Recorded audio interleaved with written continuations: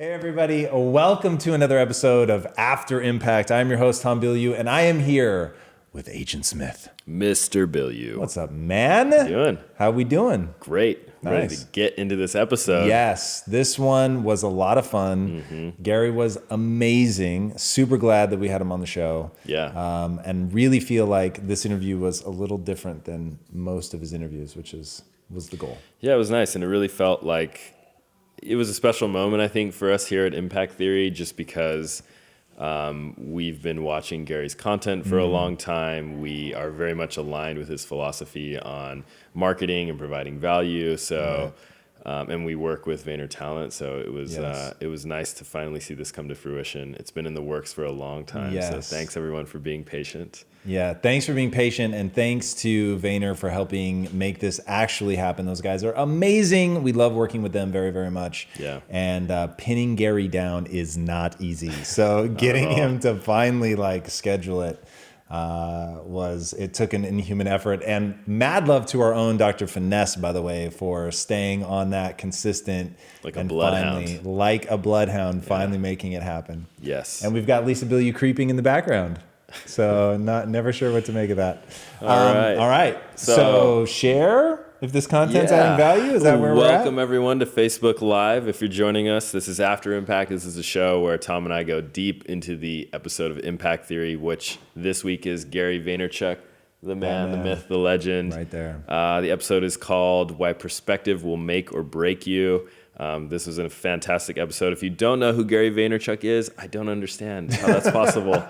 But if it is possible, I'll give you a quick rundown of who he is. He's the CEO of VaynerMedia, which is one of the top digital marketing and creative agencies in the world, serving some of the biggest consumer brands, including Toyota, Pepsi, and GE, just to name a few. He's a well-recognized thought leader and influencer and one of the pioneers of personal branding. He has a social media reach of 3.5 million plus, I think. Is that right? Yeah. He's an angel investor. He's been investing in some of the biggest tech companies in the last decade or so. He's a speaker. He's the creator of the Wine Library, which was a big YouTube sensation way back in the day. He's also the author of 4 New York Times best-selling books. That's 4. And on business and marketing. And to top it all off, he's just a really good person. Yeah. Which really came to light in this episode. Yeah, definitely. So why don't we kick it off there? Why do you, first of all, how did you get him into that zone? Because that's what a lot of people are commenting on YouTube. I've never seen this side of Gary. He just seems really genuine and authentic. He really cares about people. Was that something that you were planning out as you were researching him? Very, very much so. And to be fair, that's what I'm trying to do with everybody. Yeah. So I have a strategy which I've laid out for people before, and it goes something like this. So first of all, I'm only trying to bring on people that have already inspired me. So there's something about them that I'm very moved by, and I'm trying to capture that in the intro. So to write the intro, I try to find their loop, and their loop is that thing that they say all the time. So in every interview, and I'm as guilty of this as anybody, you've got your sweet spot, right? And you gravitate towards that. It's the thing that you've said enough times that you have the words, they're there for you, they're ready, you're going to sound super eloquent, wow, this is a well thought out thing because you've just done it so many times, right? And if you watch his keynotes, you'll see that you migrate that over time. I mean, he, was a great example, and I try to do the same thing where it's you want your own fresh thoughts, and you've encountered new ideas and new people that have sparked something, and so it drifts over time. But nonetheless, at any one time, anybody who's used to giving interviews is going to have a loop. So I'm going in, I'm trying to find that loop that helps me understand them. It helps me understand what's important to them, and I think that's a thing that a lot of interviewers miss is the person. There are certain parts of their story that they tell over and over and over. Now, the reason that they're telling those parts of the story is because that matters to them. That's a part of their identity. So when you find that loop, to understand that these are the things that are meaningful to that person. And I try to honor them by putting that in the intro. I try to give context to the viewers by putting that in the intro. And quite frankly, I'm trying to take it all away from them. Yeah. And by that, I mean, no one, once I've said it in the intro, they would just sound like they're repeating themselves, ironically, if they then reference back to something that I said in the intro. So it it sets all that aside, and it then moves us forward. So it's like, okay, here's your loop. I've encompassed it all so that you feel good that it's out there. And then now I'm going to try to ask you questions that take you beyond that come from my real fascination with who you are. And what I've learned to do is trust my gut. So if some really obscure, like when I was watching the episode with him and his father, and he cried, and like they made no reference to it. His dad sees that he's crying. He's crying, doesn't say anything, just like literally wipes it away, and then no reference. So I was like, wait a second. You're like, we got to talk about We got to talk about it. Like, I was so moved. And so I literally have the chills right now thinking about it. Like, in that moment, I felt like, holy shit. Like, he's not just telling the story that he knows is good. Like, there's really, really something between him and his dad. There's really, really something about those formative years. And he talks so much about like being an immigrant and having come and like being bullied and all of that stuff. But that little moment gave me an insight into this is really him. Like this guy that really wants people to get along and connect. It's because he actually connects to people. Yeah. He like, because the reference that made him cry was his dad saying, I miss the hour-long commute that we had every day to the store. That was it. I missed the hour-long commute that we had. And that like hit Gary so hard that he got emotional. And I thought, okay, this is all real. And that was a real click moment for me. So it's things like that, like trusting that like, because I'm so moved by this, other people are going to be moved by this. And that's how you take an interview somewhere totally unique that only you could do, because you have, like, I had a moment with them in that episode that maybe like everybody else has seen, but it didn't resonate or for whatever reason. But it resonated with me. And so that was like, you just accumulate those things that you want to talk about based on that. And then if you can get a big enough worldview of who this person is, and I'm a huge believer in Gary and his vision of marketing. That's why we're a client. Like I really, really think he gets something that not a lot of people get. And so because I'm so familiar with his content, I'm so familiar with his world, and I try to be that familiar with everybody that we bring on, I can go wherever they go, right? So if he like something resonates with him and he starts going down an avenue over here, like I'm studied there, right? So then we can talk about it. Awesome.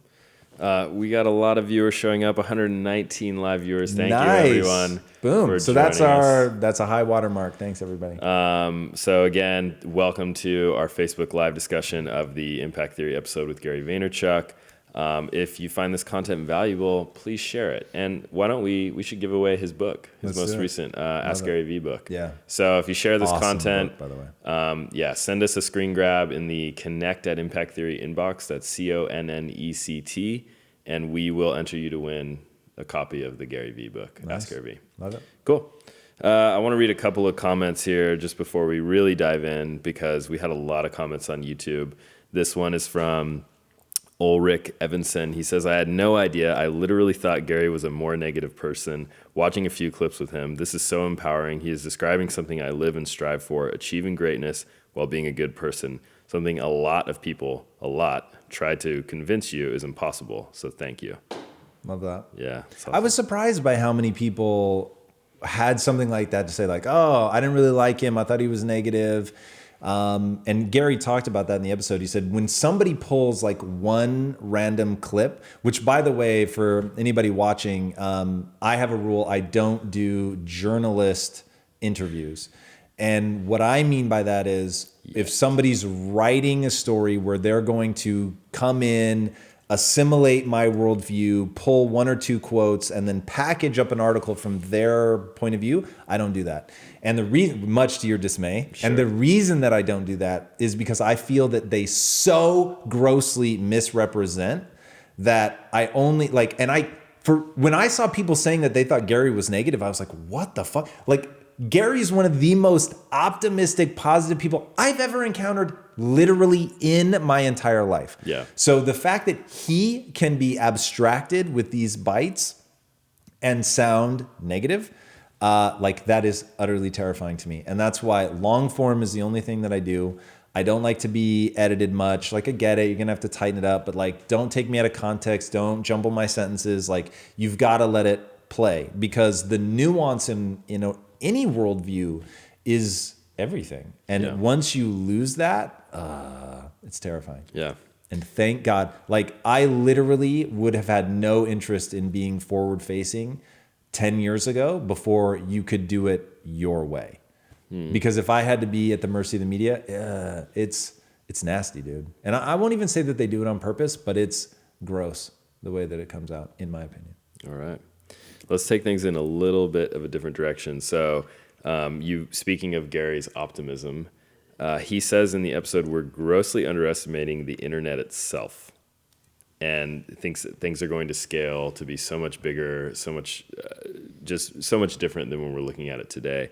So how much do you think we're underestimating the internet, and where do you see things going? And we'll say with regards to personal branding, social media. Yeah, perfect. So I think that we are grossly underestimating what the internet is capable of. And when you think about the paradigm shift that's happening in media, so everyone knows my whole thing. In fact, for the people recently, I guess because we brought it up in the episode, I've been getting asked again a lot, like, what's this whole thing with wanting to be a bigger studio than Disney? And I don't think people yet really understand what I'm talking about. So Disney is the scale that I'm talking about. It is, I'm not trying to be like Disney in the, like, we're not going to make cartoons. Well, actually, we may make cartoons, and I've got this whole thing about Impact Theory Kids, and we'll talk more about that. But that isn't what I mean. I don't mean similar in content type. What I'm talking about, Disney looks at the world of culturally relevant intellectual property, and they buy it. But it's the culturally relevant intellectual property, okay? That's what I'm talking about. Now, we're living in a time right now where everybody, and Gary talked about this in the episode, the infrastructure costs of NBC, ABC, CBS, Disney, all of them, they're so extravagant. And to do a tentpole film in this day and age is hundreds of millions of dollars, okay? It's like $200 million for a film. Like, I don't care how big you are, you can only absorb so many misses. Yeah. So it is a really dangerous game. I think there's a fundamentally different way to play it that is only possible now because of the internet, is only possible now because anybody for relatively cheap can put out a real show, can put out their own thing, can get people's attention, can get people to really understand, connect, authenticity, and transparency. That's like the kingmaker, okay? So we're living in a time right now where the internet, where social media especially is giving us like the real human beings behind a company, giving us the ability to be authentic and transparent. Now, that is a fundamental building block to the human condition. We love authenticity and transparency. It makes us feel connected. We feel like we know the person. Right. When you know them, you feel like you can trust them. You know what they stand for. They resonate something back at you, which is really what people care about. How I make them feel about themselves, right? So just watch the comments. Like, Tom, thank you so much. Like, you've inspired me, to become the person I want to become, to go out and create the things I want to create. It's about them, okay? But being authentic, being transparent gives people the ability to connect with a real human being behind a company that's never existed before, ever. Literally, in human history, it's never existed. You've never had a corporation where people could actually connect, dude. Like, it was the world's smallest group of people, maybe employees, but even then, like, it's just next to impossible without the power of the internet, social media, for people to do that. So I can come on here and 3 times a week for a fucking hour, I sit here and I'm like, this is who I am, right? So, God, like, maybe there are people talented enough to totally bullshit. I just don't think so. People reveal themselves when they talk. They cannot help. And not only do I come on here and do it for 3 hours a week, I'm going and I'm being interviewed by other people all week long. So the sheer number of hours worth of content that I put out every week, there's only so many places to hide. So it's giving people this chance for authenticity and transparency, okay? Those are the kingmakers. I want to make that really fucking clear. So now you've got a world built around that where people can see who I really am, that I can create something. And this is what Disney did. And this is another reason I use this as a reference. Disney was one of the most famous people on the planet, if not the most famous person on the planet in like the 40s and 50s, okay? Think about that for a second. The head of a studio. That doesn't happen anymore. Yeah. But he was doing it in an era where it was a carefully crafted persona, which seemed to be largely real. Like that really seemed to be him. Like there was like a folksiness to him and all that, like that he really pined for. He wanted that, like he loved that. And that's why it just poured out of him. Now, was he a complicated individual? Almost certainly true. And like, look, all of us are flawed. Again, something Gary talks about very eloquently in the episode. It's like, I'm not saying that Disney was perfect. I'm certainly not saying I'm perfect, but it's like you put yourself out there in a way where people have something that they can identify that becomes the ethos of the brand, okay? Now, ethos of a brand is critical, and typically people have got that out through traditional marketing. So if I'm Nike, I'm not necessarily showing you Phil Knight. What I'm showing you are athletes and people, Jordan, right? So Jordan became the ethos of Nike, represented excellence and all of that. And they've done an amazing job of leveraging that to create the ethos of the brand. But we're now living in a time where I don't need anything in between me and the end user of our products, of our social content, all of that. I literally just be myself, right? Mm-hmm. I be myself, and now people can see the ethos of the brand, which historically was just incredibly, incredibly difficult to do. So when you think about those things as fundamental building blocks of the human condition, that is why this time is so unbelievably powerful, where you get to be yourself, and people get to see that, connect with it, and decide whether your brand, your thing is what they want to be a part of. And you don't have to throw a lot of capital at it. Like, don't be like, we've thrown more capital at it than most people because, look, I spent almost 2 decades like in the world of just grinding it out and building a business silently behind the scenes, never stepping forward. Like, not that wasn't a part of it because it didn't exist. But even if you don't have access to those resources, there are many people going from nothing. Look at Lewis Howes going from his sister's couch to building a massive following not by throwing money at it, but just by being consistent, putting out value add content, like really doing something, delivering value, right? And at the end of the day, that's what it's all about. So I literally could keep going, and I feel like I have given you just the absolute tip of the iceberg of why this is so potent and powerful. But the reality is that an average kid from Poughkeepsie can now become NBC by putting out awesome content because distribution is free. There you have it. There you have it. All right. I love it. Let's talk about that kid from Poughkeepsie. Yes, please. One of the big points in Gary's episode is that complaining is sort of the surefire way to tell if somebody has what he calls losing pessimistic DNA yes. versus winning optimistic DNA when you're not complaining. So how do you change someone's perspective who is living, let's say, in a underserved community, either rural or urban? They have very little around them. Is this a setup? They have Agent Smith? Well, I want you to elaborate on this, especially for people who are maybe joining us for the first time. They have very little resources and very little hope. So how do you start changing their perspective? All right. So the reason I say that this is a setup is this is the question that I was trying to answer with this company. So impact theory is meant to answer that question. So I've worked in the inner cities a lot. So I used to Big Brother. I mean, these are sort of my famous stories. Used to Big Brother for a kid named Rashawn. And Rashawn, if you're watching, definitely ping me. And that I was too young to really understand what was happening. I just knew that like things were not working out well for him because of where he was growing up. And I felt it was my mission in life to take him to literally Beverly Hills. So I used to bring him to Beverly Hills all the time. Now this is back when I'm dirt poor, but like I would use that as leverage in my own mind, drive around, look at the big houses, fantasize, like what do I need to do to make that come true in my life? And they're like wealthy neighborhoods are typically beautiful neighborhoods. And that's what I wanted him to see. I wanted him to see like beauty. I wanted him to see green grass, right? Mm-hmm. And like in the inner cities, like it just doesn't exist.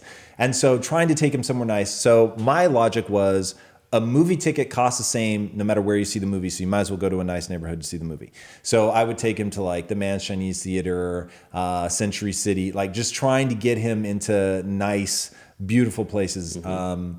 And then later when I go and we found Quest and I find myself in the inner cities, but now I'm hiring people like en masse. And I'm interviewing, literally, I've interviewed like 1,500 people at this point. And just the overwhelming majority of them grew up hard, poor, and asking them questions, trying to get to know who they are, I start to see like this worldview that just doesn't make sense. And meaning it's ultra limited. They believe there's only certain things that they can do that they're capable of. They don't believe, like they literally don't believe they can do anything they set their mind to without limitation. They don't believe that through hard work and discipline, anything like can become real. They don't believe that just because they started here doesn't mean they have to end up there. And it's not about who you are. It's about who you want to become, the price you're willing to pay to get there. Like all the things that make my worldview, like they don't believe in it. They don't believe in it because they've never encountered it. And all people have ever told them, I need to fucking memorize this lyric because I find myself coming back to it all the time. I don't even remember what song it's from. But this guy goes, they don't want to see you win. And he was referencing like society at large, right? They don't want to see you win. Talking to people of color in the inner cities, they don't want to see you win. And I thought, that is depressing. Like if that's your worldview, that they don't want to see you win, that your world is like the world is against you and you're going to have to stay here.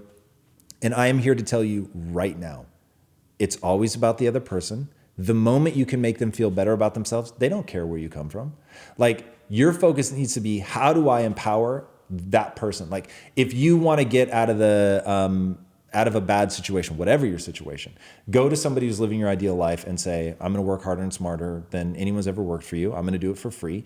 And if you go and do that in exchange for relationships and information, then if you deliver a crushing, overwhelming amount of value, that person literally does not care where you come from. Like money, oh God, I forget who said this, but it was like, money isn't patriotic. Right? Money isn't patriotic. Money doesn't see color. Dude, I'm telling you, if you can make somebody money and you can say that this is bad, fine, I don't care. It's just true. If you can make somebody money, if you can empower them, if you can empower their business, if you can make them feel better about themselves, whatever, like they're going to want to be around you. That is a fundamental fact about being a human being. Like people want to be around people that empower them, that enrich them, like true. So you have to get yourself to the point where you can be valuable to people like that. So here I am, I'm in the inner cities, I'm trying to hire these people that have this limited worldview that doesn't take into account reality. And I'm just like, what is happening? So I start asking myself a fundamental question. In a one-on-one situation, if I can make myself valuable enough in their life, then I could, one at a time, get them to see a better worldview. I could shape their mindset, but I would have to get them away from the other people that are poisoning their mindset. Like I will give you an example, and hopefully one day he will let me tell this story with his name attached to it. One of the people that we hired during this time, who is an incredible human being, he actually got into a fist fight because he started reading and he wanted other people in his neighborhood to like join a book club with him and to do this. And they were like, you've changed, but not like you've changed, like, and that kind of sucks. Like you've changed and I want to fucking fight about it. Yikes. And I was like, how, that is so weird. Like that is such a bizarre, I recognize it. It's true. Humans are like that. And when you make them feel insecure about themselves, like they have to do something to rectify the situation. So he literally got in a fist fight with somebody because he was reading. And I was like, that's fucking crazy. So anyway, you have to get them away from the people that are toxic and all that. So as I'm thinking through this problem, I'm like, okay, what do I know about humans? What is the fundamental truth about the way that we assimilate truly disruptive information? Because that's what I'm trying to do. I'm trying to get them to take in a totally different worldview. And the answer is narrative, right? I've already gone very long on this answer. I am wildly passionate about it. So passionate, I'm giving my entire life and a massive part of my wealth to it. So it's like, truly, truly, I believe in this. Narrative is the way that we assimilate disruptive information. So I know that it's going to have to be narrative. What are the 5 forms of narrative? You've got books, comic books, TV shows, movies, and video games. Those are the dominant forms. AR, VR maybe is going to come, and almost certainly, but it's not here yet.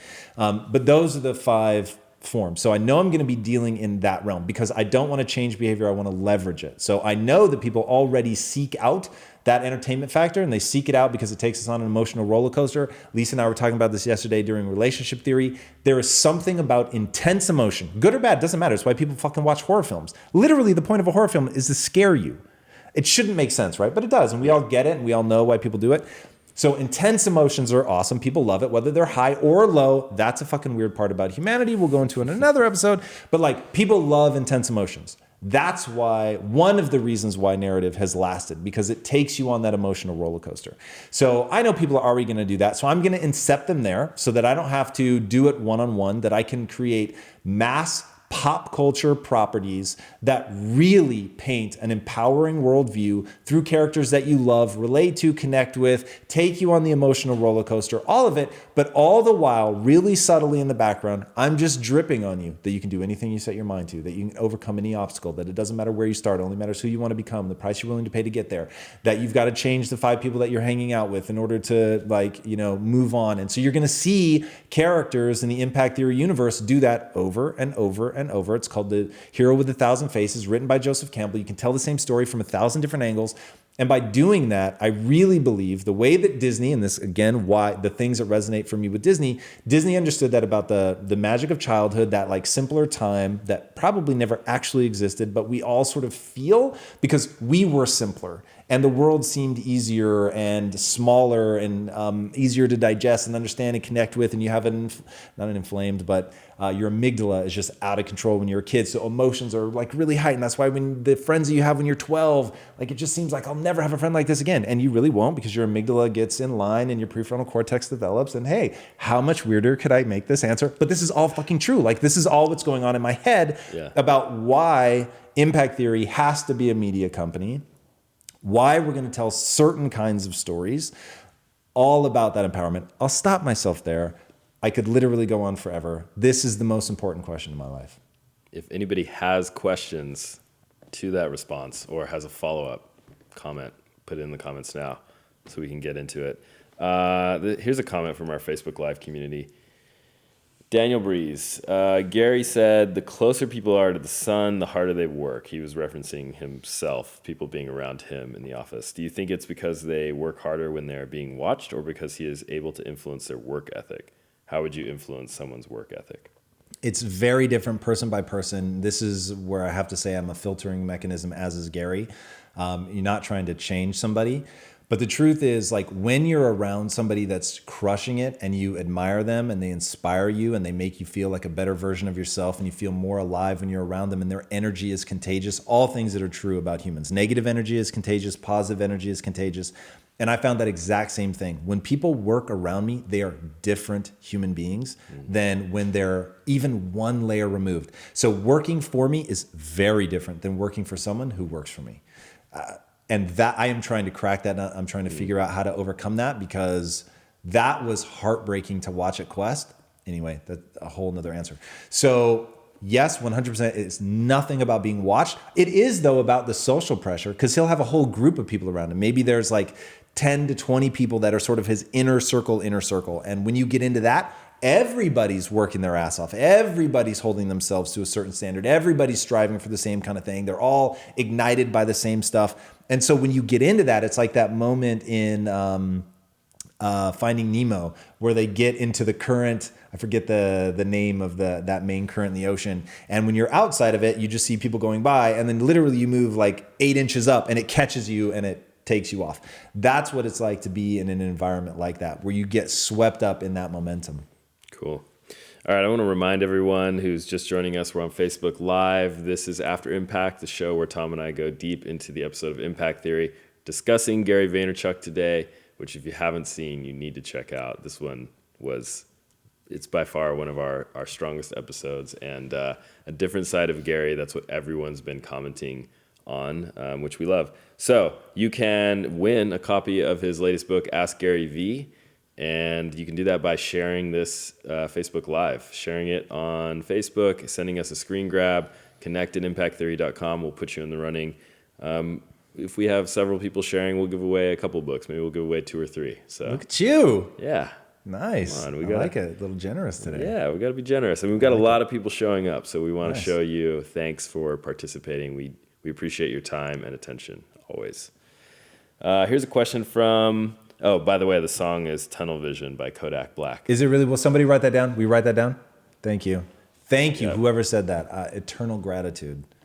Yes, thank you. Shout out to the person who looked it up on Rap Genius or something, or however you found it. Did we not have their name? What's their name? Yeah, what is their name? Chase?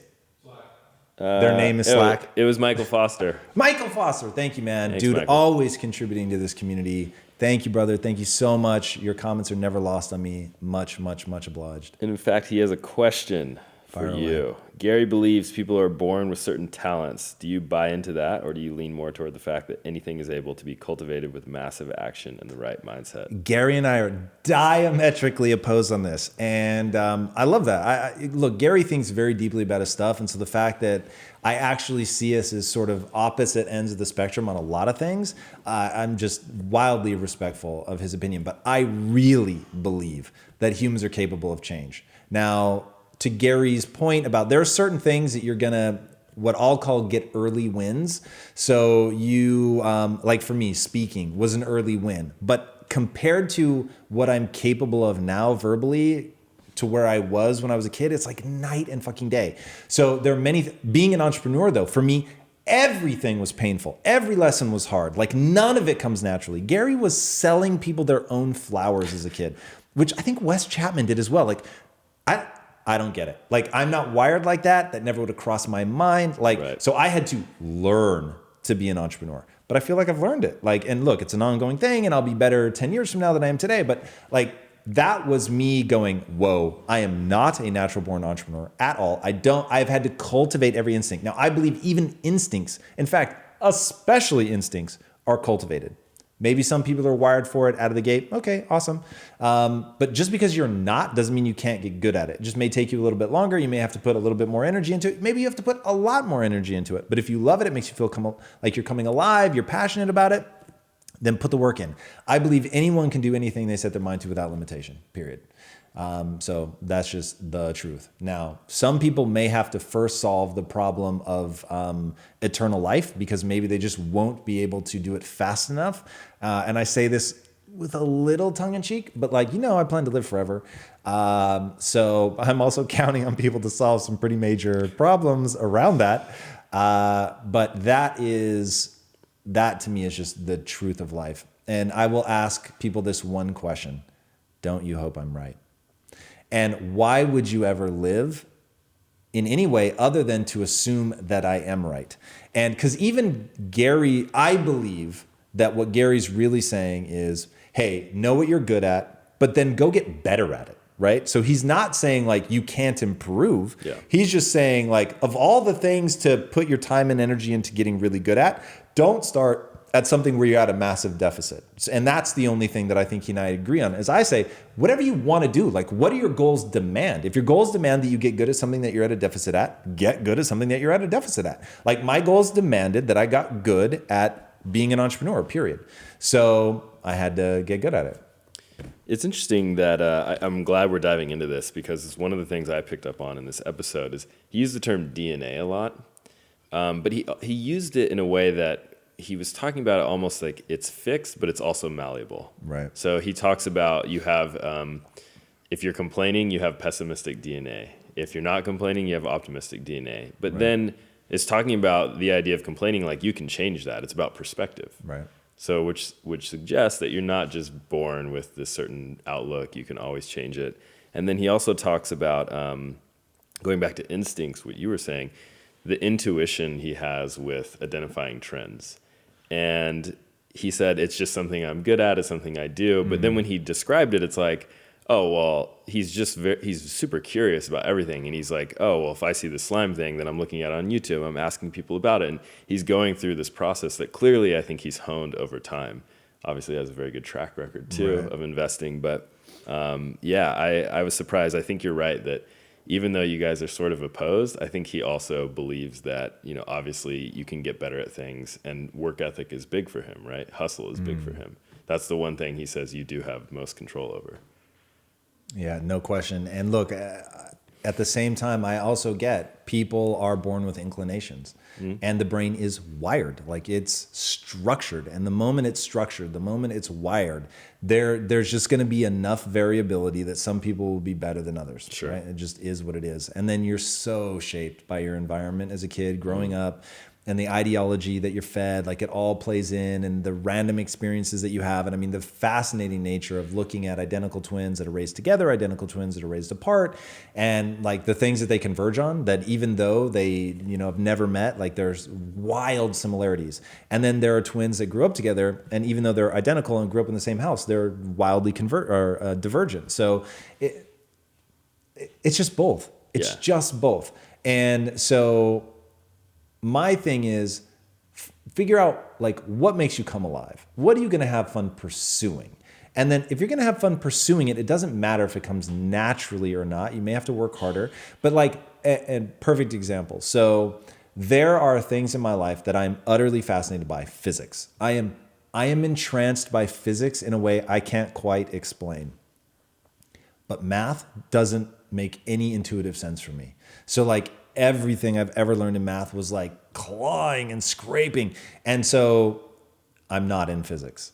I consider it a deep interest, but it's never become a passion because I find the acquisition of skills in that to be so painful that going down that path, I was like, But I know that if for whatever reason, if I had to do it, I could, and I would buckle down and I would figure it out and I would get better brick by brick, and over enough time, I'd be able to do the things that I needed to do. But I may never be effortless, right? In the way that, like, if you guys aren't watching Genius, the story of Albert Einstein, watch it. It's just great TV, first of all, and is further proof that people are breaking outside of their box. You know who produces that?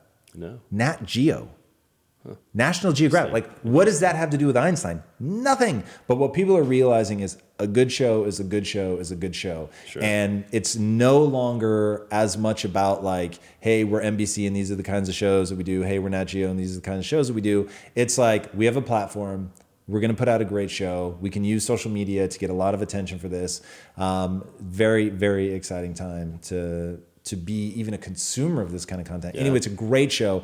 And I really do believe like there were just certain things that he had early wins in that captured his imagination. But at the end of the day, he pursued the things that he loved that made him feel alive. Yeah. And so that's my advice. That way, even if you're slower than everybody else, even if you never get worldly success like everyone else, if you're having a ball doing it, what does it matter? Yeah. Going back to work ethic. So that's something that it seems like was instilled in Gary through his upbringing. But when you asked him, is he going to instill that in his kids? He said no. And that really threw me for a loop. What did you think about that? I think it's the only right answer. And the reason I think it's the right answer is because the only impossible job is raising children. Like, you never know what like happens if you're trying to push them in a certain direction. And if my advice to people is do what makes you feel most alive, but then when I had kids, I tried to mold them into like what I value and what I think is right. It's just a dangerous situation. Now, I would hope that they would pick up on from me that matters. And I would absolutely recognize you're going to paint a worldview for them, whether you want to or not. And I would certainly say, look, when you work hard, like it's a force multiplier. You're going to get more from your endeavors than if you don't. Yeah. But you know, to Gary's point, be yourself, go all in on that, do your thing, and be kind. Like teaching somebody empathy, I think is super valuable. And that really, really resonated with me. So I think that part of him like the very fact that he won't let his kids win, he's not letting his kids win, I think, not just because like he's got a competitive streak. I think he doesn't let his kids win because he wants them to earn the victories that they get. I actually think that because of learned helplessness and all that, it's actually a dangerous strategy. So if I were a parent, that's one thing I wouldn't do. Like I would strategically make sure that I took them to the edge of their limits and then let them get a victory that they didn't earn in the hope that they would believe that they had earned it. But that's like a whole nother episode. But I'm utterly fascinated. Like, have I ever talked to you about the rats? No. And how they can take a small rat and almost make it invincible. Because what they do is they take a small rat and they pit it against larger rats, but they drug the larger rats. So the smaller rat wins. And at first it like wins, but like, oh God, what's happening? And then by the end, it will just maul a bigger rat because it's won time and time and time again until you can actually pit it against a bigger rat that isn't drugged and it'll still fuck it up because it has so much confidence. Mm-hmm. Now, the way that you pull that off is intricate and very difficult, certainly with humans, because they can sense like, wait, am I being manipulated? So you have to be so careful. But like even the example that Gary gives about his mom, giving him like encouragement and treating, you know, holding the door open for somebody like he had won the Nobel Prize, like those things go a long way towards shaping somebody. So, you know, I mean, look, at the end of the day, I think any kid growing up around Gary will understand the power of work ethic, and I think he knows that. Yeah. Awesome. All right, let's go to our Facebook Live audience. This one's from Andrew Seepley, I think is the last name. Psyched to finally join you on a live feed. This episode was my introduction to Gary Vee. Thank you for that. And loved when he talked about his life feeling light and him feeling invincible. That's what I want for myself. I believe he said that embracing, enjoying failure, having an intention to positively impact others, and being authentic are some keys to that. I want to ask Tom, would you say that life feels light to you or that you feel invincible? If so, what most contributes to that? I definitely don't feel invincible. I do feel light in the way that Gary said it. I never would have used that word until he said that, because my whole thing is I've lived through the transition of corporate veils were a real thing. People wanted to hide behind the company. When I first got into entrepreneurship, I did not want people to know who I was because I didn't believe in the product. I didn't think the product was, it wasn't something I cared about. It like solved a problem sort of, but we were like using fear-based selling. It's like you're, you know, people might be stealing your corporate information. It was like I hated it. Yeah. And so that wasn't fun for me. And so I was so grateful that like that was all invisible. And I remember the first time I heard of the notion of a corporate veil, and I thought, ooh, I like that. Like I'm hidden, I'm behind something. That actually gave me a great degree of comfort. And then as I started watching what was happening with social media, and I got so fed up with not building something that I cared about, not being passionate. And this is back in 2009 when we first started thinking about this. So, and I always bring that up because I'm proud of that moment. Like I'm proud that like I wanted to do that as a reaction to the way that I saw business being done. And I was like, this is dumb. Like people want to connect with people, right? So it was me returning to like my roots as a filmmaker, as a director, of somebody who's obsessed with psychology. And I was like, I think there's about to be a tidal shift in the way that everything happens, right? And I said, look, social media is about to change everything. And of course, we didn't call it social media back then. It was basically like Facebook is about to change everything. Yeah. And it's going to give people a megaphone. It's going to give us a megaphone. It's going to give the consumer a megaphone. It lets us have a real dialogue. It lets us build community. And that was my big thing. I want to build a community. Mm-hmm. Like I want people to help each other. I was like totally obsessed with that notion. I want people to help each other. Like this is where we can do something. And I kept saying, I want a company with personality. Yeah. And what I meant by that was I want to be me. I want to show up every day and be me. So I became obsessed with this notion. I am only going to say things that if you woke me up in the middle of the night, punched me in the head, and so now I'm dazed and confused, I don't know what's going on, and you ask me a question, I'll give you the same answer that I would give you in like a pre-recorded, edited interview, because it's my North Star. Yeah. It is the foundational belief system by which I view the entire world. That way I never have to be worried about being caught out. I never have to worry about like somebody secretly recording me or whatever, and I say something that doesn't line up with what I've been saying publicly. And so the example that I give is in the beginning, and I was way more chill at Quest because I felt like, I have a brand, like I really have to balance this, but I'm gonna swear. And I'm gonna swear because I swear in real life. Yeah. And so like, I didn't want people to be like, oh man, because I could see people begin to exaggerate you. Like people perpetuate a version of me. Like take my whole being up early thing. People have made out like I'm some diehard that like sets my alarm and like I get up and just grind. My thing is I go to bed early. Mm-hmm. And no matter how many times I say that, people are still like, oh man, you're so fucking hardcore. Like you wake up at 3 a.m. It's like, yes, but I went to bed at 9. So I still got 6 hours of sleep and I didn't set an alarm. I just woke up. Yeah. So I'm not doing anything cool. I'm not doing anything special, right? But people will take that and they run with it. So it's like, I didn't want somebody, I know whatever I say is going to get exaggerated, the good and the bad. And so I didn't want people to like run with something and begin to exaggerate like, oh, he's, he's so loving and so kind and he doesn't even swear. And then they come in the office and I'm like, motherfucker. And then it would be so jarring for them. Sure. And then it's like, oh man, this guy isn't what I thought. So it's like, dude, you just got to be who you are. Like, be aggressively yourself. Unapologetically, you have to be. Nice. All right, here's another question. We got a lot of new people in the comments today. Nice. It seems like. Welcome, everybody. Rodrigo Casillas, he says, what would you recommend to a 20-year-old who wants to start his own business and hopes to have financial freedom and be able to travel the world without being attached to a traditional 9-to-5 job? My advice to anybody in their early 20s goes like this. Go to the person living your idealized life and say, I will work harder and smarter than anybody else you've ever met. I'll do it for free for 90 days. All I ask in return is connections and knowledge. If at the end of the 90 days, I've delivered so much value that you'd rather pay me to stay than lose me, then put me on payroll. And if not, we shake hands, we part ways, and I thank you for the knowledge and information, and you got free labor. That is what I wish I had done. I could have shaved a lot of time off my meandering. So there's just a magical period in your, let's call it teens to late 20s, quite frankly, where poverty's fine.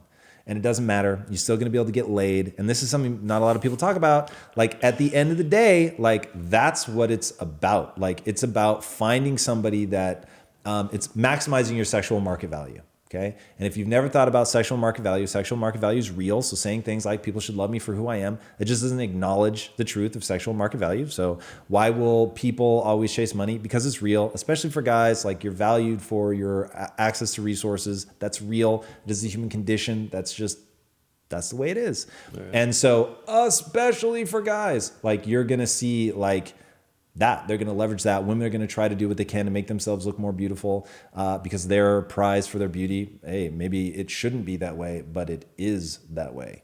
And so, yeah, just acknowledging the truth of that human condition. And we got onto that because what was the initial question? Getting financial freedom in your 20s, yeah, traveling the world, not having a 9-to-5. Yeah.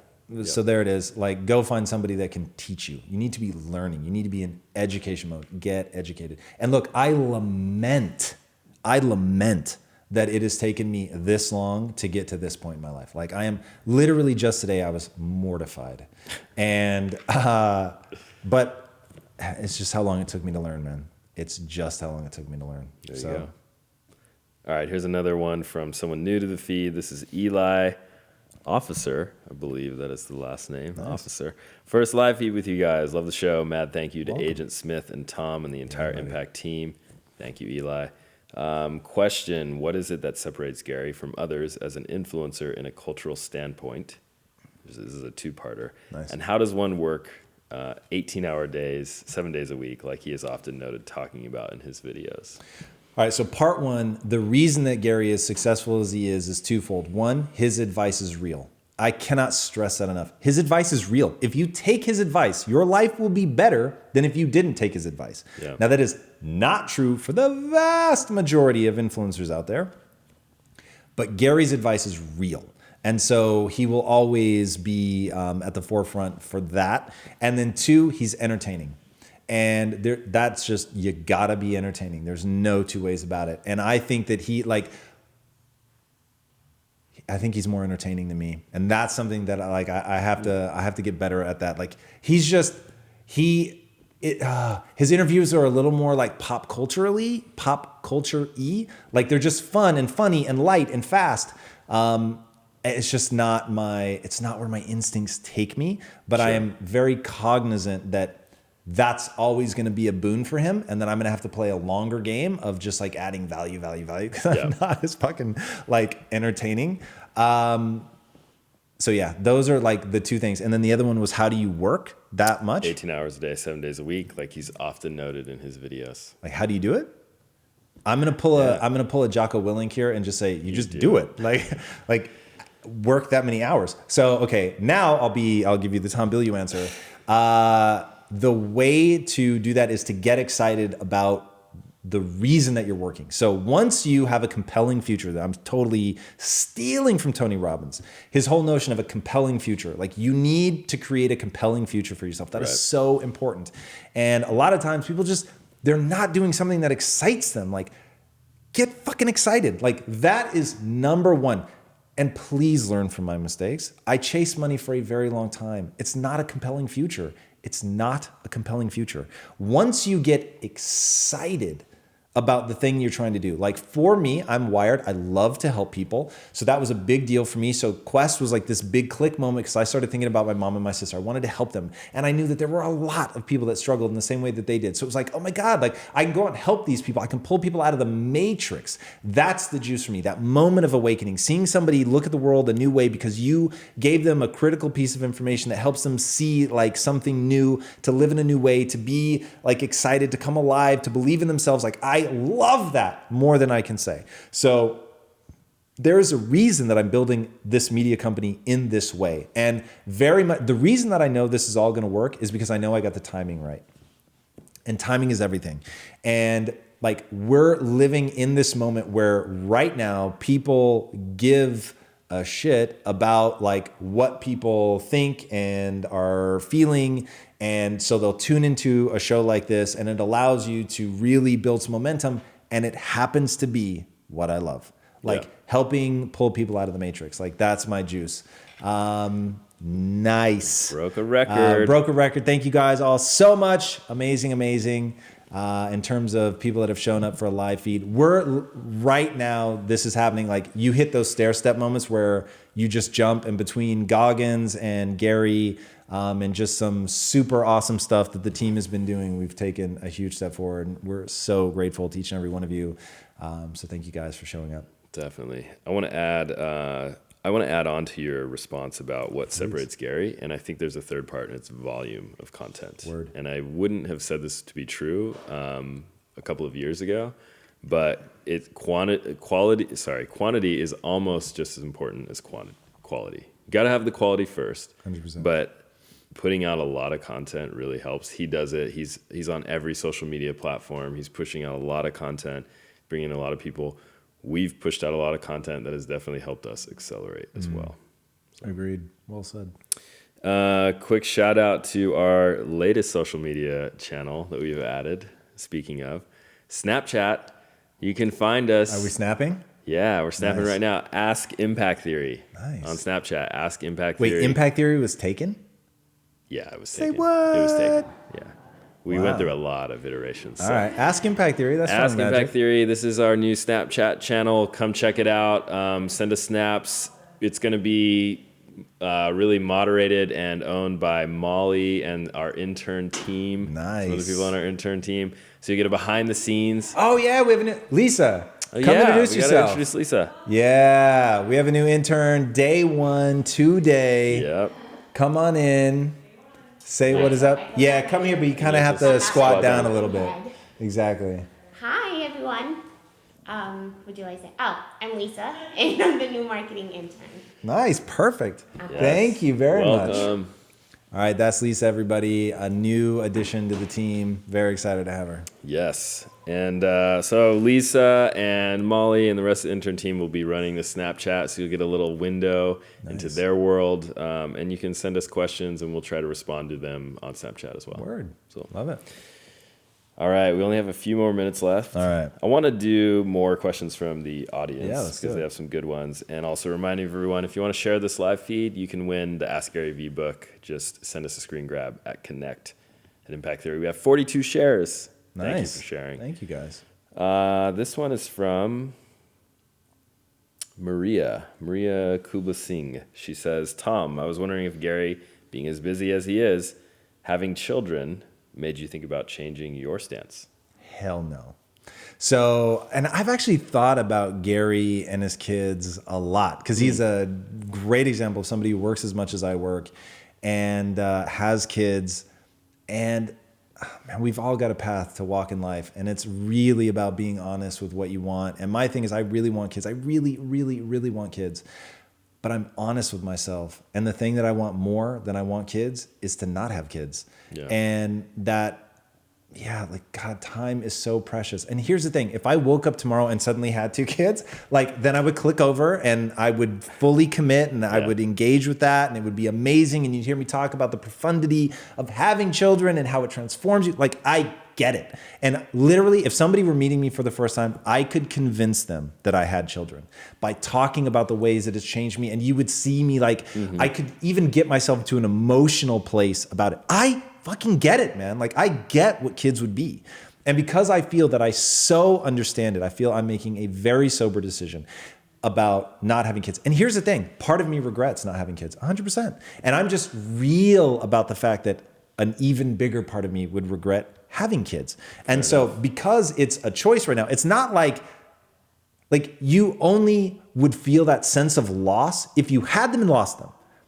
They always use this example for like somebody who's been blind since birth. They don't miss sight. Yeah. And they talk about how a dog, like they're thinking about us like, oh my God, like how could you go through life not being able to tell that, Lisa walked through here a day and a half ago? Like how do you even function not knowing that, not being able to pick that up in a sense of smell? But for us, like we don't even think about it. Like it doesn't play into like, and for those that don't know, we hired a canine unit when Wookie went missing, and it was surreal to see them react to sense that like you can't even smell. You have no sense of what's going on. So you have to totally trust the dog and go with them. But like they are viscerally moved by what they smell. That's how I feel about kids. It's not a void in my life. Like I love my life. I am on fire for what I'm doing. I wake up every day excited. Part of the reason I don't sleep any more than I do is I wake up excited to do the things that I want to do. So I've constructed my life to be exactly what I want my life to be. Yeah, it did not make me rethink. Sometimes I think, God, would he ever wish that he didn't have kids? I don't know, man. Like there are a lot of time to do right. Yeah. There are a lot of time to do right. There you go. I like it. I've got a question. So one thing Gary says is if you want to be an anomaly, you have to act like one. And this is around the conversation. I do too. This is the conversation around, I think it was related to when he talked about, he's magic when he's coming into his, when he's coming into his business, that's the kind of force he is. And you made a comment about like, you want to do things, but not be reckless. So how do you know when you're acting like an anomaly or when you're just being reckless? It is so clear when you're in it to know if you're being reckless because there are just business principles. So no zigging when other people zag. Like I'll give the example of Richard Branson. From the outside, Richard Branson seems like an extreme risk taker. But in truth, he always protects his downside. Mm-hmm. And so protecting your downside, and what I like to do is look at the worst case scenario. Like we lost the TV, if somebody could come punch a button, that'd be awesome. Thank Molly, you. Anybody? Jace. Can somebody get the TV back on? So when you're trying to make a decision, identify what is the worst case scenario. And a lot of times the worst case scenario is catastrophic failure. And so how do we back up? Oh, thanks, Chase. How do we back up from that? And so Richard Branson, the famous example, when he wanted to start Virgin Atlantic, when he negotiated the purchase of the plane, he actually got them to contractually obligate themselves to buy it back. Yeah. And so that was brilliant. That way it could be a very painful loss, but isn't going to sink his company because now he's sitting there with a plane and like, what do you do with the plane? So that's a brilliant example of how do you hedge your downside. So you've got to be able to do that. You've got to know how to run a P&L. Like you have to understand all of those things. And so like Lisa and I are making a huge upfront investment in what we're doing with impact theory. We've looked out into the future. We sort of understand like, okay, this is how much money we're willing to just burn and lose and like total catastrophic failure. We understand, okay, if we can't do it in this period of time, then, these are the changes we'd have to make to our lifestyle if it like totally fails. Well, like we've mapped all that out and where we expect to be from a revenue perspective, where we expect to be from a burn perspective. So all of those things, like you have to really look at that stuff. You have to have that strategy. You have to know like, where do we start making different decisions, hedge your downside.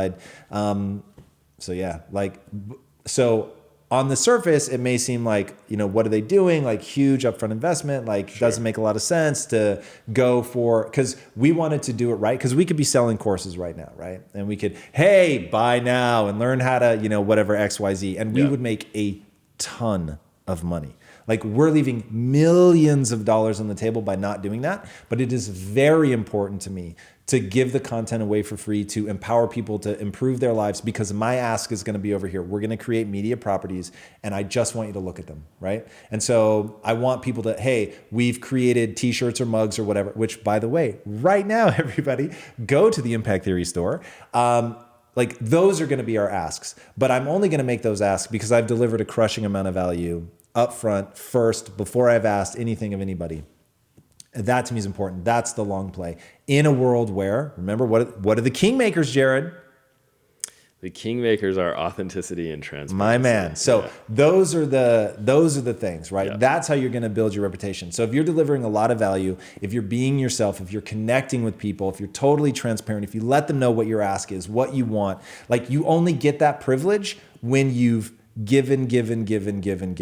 So that's the strategy. Nice. I like it. So be an anomaly protects their downside. 100%. Or you're a very short-lived anomaly. There you go. Let's do one more question from Facebook Live. This is from Nandasku. A lot of your guests mentioned being workaholics, but have you ever met a poor person who said they were workaholics? I feel like there's a discussion there worth having, and that it gets brushed aside too often. Maybe when we say that they are workaholics, it's because we lack a social life, friends, a relationship, etc. Any comments? I could very easily see somebody be a workaholic and not be successful, or have moments of success only to crash and burn and go back to, being poor. Like there doesn't seem to be anything intrinsically problematic about being both a workaholic and unsuccessful. Like I think that's very, very plausible. And I think gut checking yourself and recognizing that the market is giving you the answer. Maybe it's a hard answer. Maybe it's the answer you don't want to hear. But the answer is the market is giving you an answer. So I think that people have to be really, really honest. Like being busy is not the same as being productive. And so when you're working a lot, you need to be checking, like, is this actually getting me anywhere? Like, do I have clear goals? A lot of times people don't. And there were years where the only clear goal I had was wealth creation. And that was a mistake, because that actually is a wildly vague goal. That is hopelessly vague, because that isn't how you serve people. And until you know how you're serving people in a very specific, concrete way, how you're making their life better, and what problem you're solving, like, you're never going to know what to actually do. And so saying you want to be wealthy to me is like saying I want to win a gold medal. In what? Right. In the Olympics? Okay, you want to win a gold medal in the Olympics. In what sport?